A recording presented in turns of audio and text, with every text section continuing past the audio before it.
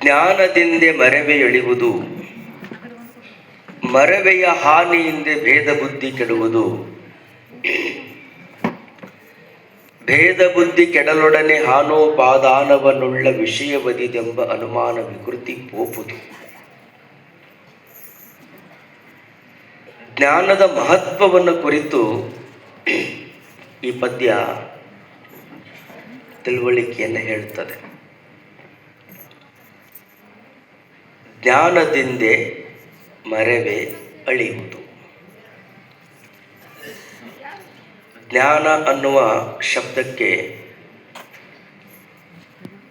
ವಿರೋಧವಾಗಿರುವಂಥದ್ದು ಅಜ್ಞಾನ. ಇಲ್ಲಿ ಮುಂದೆ ಬರಲಿ, ಡಾಕ್ಟರ್ ಹತ್ರ ಬರ. ಅಜ್ಞಾನ, ಅದಕ್ಕೆ ಕನ್ನಡದ 2 ಶಬ್ದಗಳದು. ಯಾವುದು ಅಂದರೆ ಒಂದು ನೆನಹು, ಮತ್ತೊಂದು ಮರಹು. ಭಾಷ್ಯಕಾರರು ಅದನ್ನು ಅರಿವು ಮರೆವು ಅಂತ ಪ್ರಯೋಗ ಮಾಡ್ತಾರೆ. ಜ್ಞಾನ ಅಜ್ಞಾನ, ಅರಿವು ಮರೆವು. What is the result of knowledge? The eradication of ignorance. ಅಜ್ಞಾನದ ನಿವಾರಣೆ. ಜ್ಞಾನದಿಂದ ಮರವೇ ಅಂದರೆ ಅಜ್ಞಾನ ನಾಶ. 2 ಶಬ್ದದ ನೋಡ್ರಿ, ಒಂದು ಅರಿವು, ಇನ್ನೊಂದು ಮರೆವು. ಜ್ಞಾನ ಅಂದರೆ ಅರಿವು. ಇದರೊಳಗೆ ಯಾವ ದೊಡ್ಡದಂತೀರಿ? ಅರಿವು ದೊಡ್ಡದೋ ಮರೆವು ದೊಡ್ಡದೋ? ಅರಿವು ಮರೆವು 2 ಶಬ್ದದವು, ಯಾವ ದೊಡ್ಡದಂತೀರಿ? ನೀವು ಇಲ್ಲೆಲ್ಲರನ್ನೂ ಕೇಳಿದ್ರೆ ನೀವು ಯಾವ ದೊಡ್ಡದಂತೀರಿ? ಯಾವ ದೊಡ್ಡದ್ರಿ ಹೇಳ್ಬೇಕು? ಯಾವುದು ನಿಮ್ಮ ಮನಸ್ಸಿನಿಗೆ ಏನು ಉತ್ತರ ಐತೆ ಹೇಳಿಬಿಡ್ಬೇಕದ. ಅರಿವು ದೊಡ್ಡದು ಅಂತ ಹೇಳ್ತೀರಿ ನೀವು, ಆದ್ರೆ ಮರೆವು ಇರಲಿಲ್ಲ ಅಂದ್ರೆ ಜಗತ್ತ ನಾಶ ಆಗೋಗ್ಬಿಡುತ್ತೆ. ಅರಿವು ಗುರು ಆದರೆ ಮರೆವು ಜಗದ್ಗುರು ಇದ್ದಂಗೆ ಅಂತ ಹೇಳ್ತಾರೆ. ಮರೆವು ಎಲ್ಲರೂ ಮರಿಲಿಕ್ಕೆ ಬೇಕು. ಮುಂಜಾನಿಂದ ಹುಟ್ಟಿದಾಗಿನಿಂದ ಇಲ್ಲಿವರೆಗೂ ಏನೇನು ನಡೆದೈತಿ ಎಲ್ಲ ನಿಮಗೆ ನೆನಪಾಗಿಬಿಡ್ತೀವಿ ಅಂದ್ರೆ ಮಠ ಎಲ್ಲ ಹುಚ್ಚಾಸ್ಪತ್ರೆಗಳಾಗ್ಬಿಡ್ತಾವೆ. ಮನುಷ್ಯನಿಗೆ ಪರಮಾತ್ಮ ಕೊಟ್ಟಂಥ ದ ಗ್ರೇಟೆಸ್ಟ್ ಬೋನ್ ಯಾವುದು ಅಂದರೆ ಮರೆವು. ದೊಡ್ಡ ವರ, ದೊಡ್ಡ ವರ. ಎಲ್ಲವನ್ನ ಮರಿತೀವಿ ಅಂಥೇಳಿ ಆನಂದದಿಂದ ನಾವು ನಿದ್ದೆಯನ್ನು ಮಾಡ್ತೀವಿ. ಮರೆವು ಬಹಳ ದೊಡ್ಡದೆ. ಆದರೆ ಯಾವುದನ್ನು ಮರಿಬೇಕು, ಯಾವುದನ್ನು ಅರಿಬೇಕು, ಅದು ಬಹಳ ಮಹತ್ವ.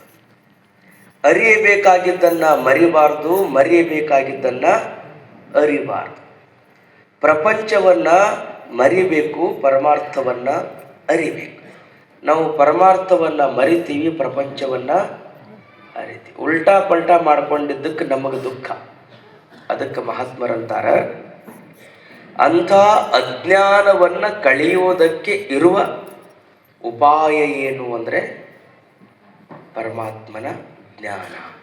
ಅಂಥ ಜ್ಞಾನ ಉಪದೇಶವನ್ನು ಎಲ್ಲ ಗುರುಗಳು ವೇದಿಕೆಯಿಂದ ದಯಪಾಲಿಸ್ತಾರೆ.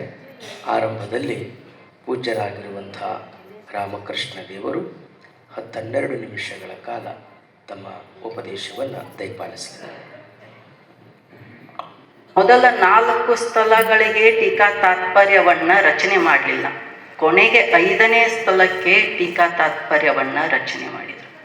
ಅಂದರೆ ನಮಗೆ ಎಲ್ಲರಿಗೂ ಗೊತ್ತಿರಬೇಕು, 5ನೇ ಸ್ಥಳ ಅನ್ನೋದು ಎಷ್ಟು ಕಠಿಣವಾದದ್ದು, ಎಷ್ಟು ಕ್ಲಿಷ್ಟಕರವಾದದ್ದು, ಮತ್ತು ಎಲ್ಲರಿಗೂ ಸಹಜವಾಗಿ ತಿಳಿಯೋಕೆ ಆಗಲ್ದ ಕಾರಣಕ್ಕಾಗಿ ಅಂಥ ಯೋಗಿಗಳು 5ನೇ ಸ್ಥಳಕ್ಕೆ ತಮ್ಮ ಟೀಕಾ ತಾತ್ಪರ್ಯವನ್ನು ರಚನೆ ಮಾಡ್ತಾರೆ ಅಂತಂದರೆ ಅದರ ತೂಕ ಬಹಳ ದೊಡ್ಡದಿದೆ.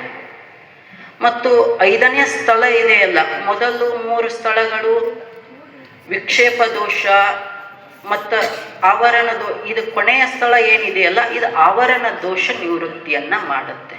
ಜ್ಞಾನ ಪ್ರತಿಪಾದನ ಅಂದರೆ ಆವರಣ ದೋಷ ಅಂದರೆ ಯಾವುದು ಅಜ್ಞಾನ ಇದೆಯೋ ಅದನ್ನು ತೆಗೆದು ಹಾಕುತ್ತೆ, ಯಾವುದು ಜ್ಞಾನ ಇದೆಯೋ ಅದನ್ನು ತೋರಿಸುತ್ತದೆ. ಈಗ ನಿಮ್ಮ ಮನೆಯಲ್ಲಿ ಬೆಂಕಿ ನೀವು ಒಲ್ಯಾಗ ಬೂದಿ ತೆಗಿಯಾಕ ಹೋಗ್ತಿರ್ತೀರಿ. ಬೂದಿ ತೆಗೆಯುವಾಗ ಒಳಗ ಬೆಂಕಿ ಕೆಂಡ ಇರುತ್ತೆ, ಗೊತ್ತಾಗಂಗಿಲ್ಲ. ಮ್ಯಾಲೆಲ್ಲ ಬೂದಿ ಮುಚ್ಚಿರುತ್ತೆ. ಪಟ್ನ ತಕ್ಕೊಳಕ್ ಹೋದ ತಕ್ಷಣ ಕೈ ಸುಟ್ಟು ಬರುತ್ತೆ. ಯಾಕೆ ಹಂಗಾಗತ್ತೆ ಅಂತಂದ್ರೆ ಅಲ್ಲಿ ಏನು ಆವರಣ ಆಗಿದೆ ಅಂತಂದ್ರೆ ಬೂದಿಯ ಆವರಣ ಆಗಿದೆ, ಅದು ಬೆಂಕಿಯ ಕೆಂಡ ಕಾಣಿಸುತ್ತಿಲ್ಲ. ಹಾಗೆಯೇ ಈ ಜ್ಞಾನ ಒಳಗಡೆ ಇದೆ, ಆತ್ಮ ಒಳಗಡೆ ಇದ್ದಾನೆ. ನಾನು ಅಜ್ಞಾನಿ ಎನ್ನುವ ಆವರಣ ಆವರಿಸಿಕೊಂಡ ಪರಿಣಾಮವಾಗಿ ನಾನು ಸಣ್ಣವನು, ಭಗವಂತ ದೊಡ್ಡವನು ಎನ್ನುವ ಭೇದ ಬುದ್ಧಿ ನಮಗೆಲ್ಲರಿಗೂ ಆವರಿಸಿಬಿಟ್ಟಿದೆ. ಭೇದ ಬುದ್ಧಿ ಆವರಿಸಿದೆ. ಈ ಭೇದ ಬುದ್ಧಿ ಹೋಗಬೇಕಲ್ಲ. ಭೇದ ಬುದ್ಧಿ ಹೋಗಬೇಕಾದರೆ ಜ್ಞಾನವಾಗಬೇಕಲ್ಲ. ಜ್ಞಾನದಿಂದ ಮರವೇ ಅಳಿಯುವುದು. ಇಲ್ಲಿ ಅವ್ರು ಹೇಳ್ಯಾರ, ಎಷ್ಟು ಚಂದ ಹೇಳ್ಯಾರ, ಜ್ಞಾನದಿಂದ ಮರವೇ ಅಳಿಯುವುದು. ನಮ್ಮ ಕೃಷ್ಣಾನಂದ ಮಹಾರಾಜರು ಬೇರೆ ತಿಳ್ಕೊಬಾರ್ದು ಅಂತ. ಯಾಕಂದ್ರೆ ಸಂಸ್ಕೃತ ಅವ್ರಿಗೆ ಬರ್ತದ. ವ್ಯಾಕರಣ ಕಲಿಬೇಕು, ತರ್ಕ ಕಲಿಬೇಕು. ವ್ಯಾಕರಣ ತಿಳಿಯೋದು ಭಾಳ ಹೈರಾಣ ಐತಿ. ವ್ಯಾಕರಣ ತಿಳಿಬೇಕಂದ್ರೆ ಗೋಕರ್ಣಕ್ಕೆ ಹೋಗಿ ಕುಲಕರ್ಣಿಯವ್ರ ಮನ್ಯಾಗ ಶ್ರೀಕರ್ಣಿ ಉಂಡು ಬಂದ್ರೆ ವ್ಯಾಕರಣ ತಿಳಿಯೋದು ಅಂತ.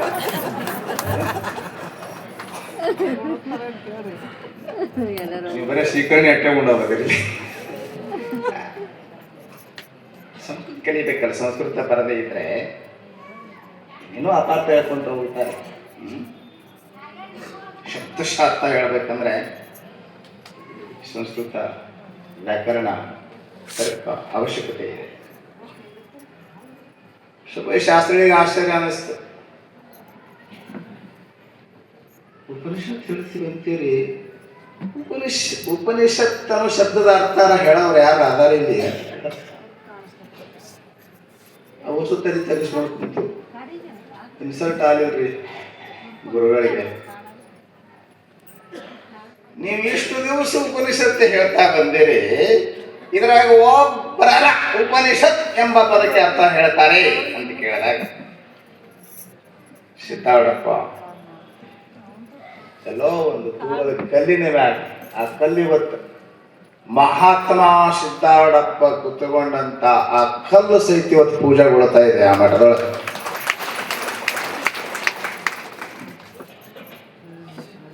ದೂರ ಕುಂತಿದ್ರು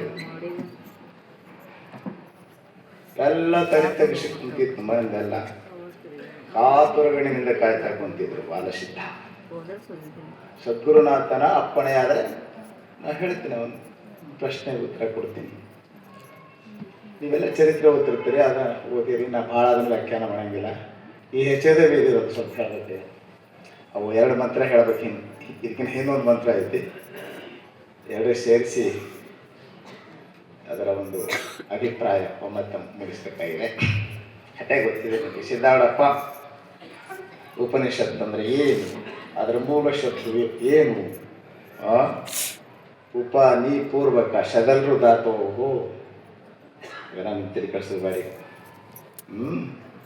ಆ ಉಪನಿಷತ್ ಅರ್ಥವನ್ನ, ಉಪನಿಷತ್ ಶಬ್ದಾರ್ಥವನ್ನ ಕಠೋಪನಿಷತ್ತಿನ ಸಂಬಂಧ ಭಾಷೆಯಲ್ಲಿ ಯಾವ ರೀತಿ ವ್ಯಾಖ್ಯಾನ ಮಾಡಿದ್ದಾರೆಯೋ ಅದನ್ನು ಬಹಳ ಸುಂದರವಾಗಿ ಹೇಳಿದರು. ಸುಬ್ಬಯ್ಯ ಶಾಸ್ತ್ರಿಗಳ ಗರ್ವ ಕರಿತಾರೆ. ಆವಾಗ ಸಿದ್ದಾರೂಢಪ್ಪ ಏನು ಅನ್ನೋದು ಅವೇನಿದ್ವಲ್ಲ ಕ್ಲಾಸ್ಮೇಟ್ಸ್ ಅದು ಗೊತ್ತೇ ಆಗಿರಲಿಲ್ಲ. ಅಂದಿನಿಂದ ಗಜದಂಡ ಶ್ರೀಗಳು ಸಿದ್ಧರನ್ನ ಸಮೀಪದಲ್ಲಿ ಕುಳಿಸಿ ಉಪದೇಶ ಮಾಡಿದರು ಎಂಬುದನ್ನು ನಾವು ನೀವು ಕೇಳ್ತೀವಿ. ಅಂತೀವಿ. ಯಾಕೆ ಬಂದು ನನಗೆ ವಿಚಾರ ಅಂದ್ರೆ ಉಪನಿಷತ್ ಮಂತ್ರದ ಚಿಂತನೆ ಬಹಳ ಅಪರೂಪ. ಇವತ್ತ ಉಪನಿಷತ್ ಮಂತ್ರದ ಚಿಂತನೆಯನ್ನು ಪೂಜ್ಯರು ನಮಗೆ ಒದಗಿಸಿಕೊಟ್ಟಿದ್ದಾರೆ. ಯಚೈರವೇರಿ ಪ್ರಸಕ್ತಮಸ್ತಿ ನಚೇದಿ ಹಾವೇದಿ ಮಹತಿ ವಿನಷ್ಟಿ ಭೂತೇಶು ಭೂತೇಶು ವಿಚಿತ್ರತೀರ ಪ್ರತ್ಯಾಶ್ಮಲೋಪಾತ್ ಭವಂತಿ. ಕೇನೋಪನಿಷತ್ತಿನ ದ್ವಿತೀಯ ಖಂಡನ 5ನೇ ಮಂತ್ರ. ಇದಕ್ಕಿಂತ ಹಿಂದಿನ ಮಂತ್ರ ಹೊಂದಿದೆ, ಪ್ರತಿಬೋಧ ವಿದಿತಂ ಮತಂ. ಅದ ಅಲ್ಲಿ ಒಂದು ಮಾತು ಬಂದಿದೆ. ಏನಂತ ಕೇಳಿದ್ರೆ, ವಿದ್ಯೆಯ ವಿಂದ್ಯತೆ ಅಮೃತಂ ಅನ್ನತಕ್ಕಂಥ ಒಂದು ಮಾತಿನಲ್ಲಿದೆ. ಮಂತ್ರದ ಸಂಕ್ಷಿಪ್ತ ಭಾವಾನುವಾದ ಮಾಡ್ತೀನಿ ನಿಮಗೆ. ಇಡೀ ಆರಂಭದಿಂದ ಆತ್ಮತತ್ವವು ತಿಳಿಯುವುದು ಬಹಳ ಕಷ್ಟ ಅಂತ ಹೇಳ್ಕೊಂತ ಬಂದಿದ್ದಾರೆ. ಆತ್ಮತತ್ವ ಹೇಗಿದೆ? ಕೇನೇಶಿತಂ ಪದತಿ ಪ್ರೇಷಿತಂ ಮನ ಕೇನ ಪ್ರಾಣಪ್ರಥಮ ಪ್ರಯೋನೋಕ್ತಿ ಕೇನೇಶಿತಾಂ ವಾಚಂ ಯಮಾವದಂತೆ ಶ್ರೋತ್ರಂ ಚಕ್ಷುಕಾವು ದೇವೋ ಯುನಕ್ತಿ.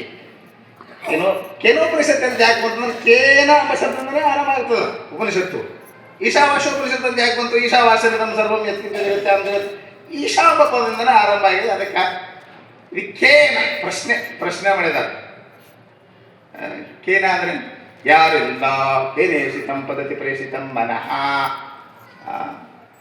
ಮನಸ್ಸು ಪತತಿ ಓಡ್ತದಲ್ಲ. ಯಾರಿಂದ? ಓಡಿಲ್ಲದಿಲ್ಲ ಮನಸ್ಸು ಓಡ್ಕೊಡಂಗಿಲ್ಲ, ಹೆಂಗಾರ ಮಾಡಿರ್ಕೊಂಡು ಮನಸ್ಸು ಓಡ್ತದೆ, ಮನಸ್ಸು ಕೆಲಸ ಮಾಡ್ತದೆ.